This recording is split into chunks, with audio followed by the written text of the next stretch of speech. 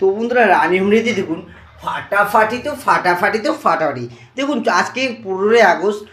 প্রচুর প্রচুর সব জায়গায় বেশিরভাগই খাবার বন্ধ। ব্যাংকের থেকে স্কুল থেকে কলেজ থেকে সবই বন্ধ। তো রানিমুড়িতে দেখুন বাড়ির কয়েকজনের খাবারের জন্য তো আকুতিপাতি কত কয়েক রকমের রান্না করেছে। তো দেখুন প্রথম থেকে দেখাই, এটা একবারেতে খুব আশা যে চিলি চিকেন তার জন্য তাই বানিয়েছি। মাছি ডিমের বড়া, পাঁপড় ভাজা, গাঁঠে কচু মাখা, দেখেন গাঁঠে কচু একদিন খেতেছে তার জন্য মেখেছি।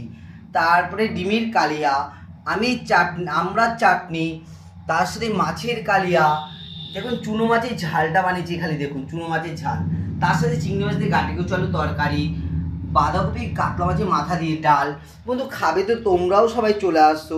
উফ, দেখবার মতো লাগছে রানিমুড়ির মেথি বন্ধু। দেখেছেন ছুটি কাটার দিনেও কত রকমের রান্না হয়, তবু কেন আমাদের 30 দিন 30 রকমের রান্না হয়। সে ছুটি থাক আর নাই থাক বন্ধু, আমার বাড়ির স্পেশাল খাবার বানাতেই হয়।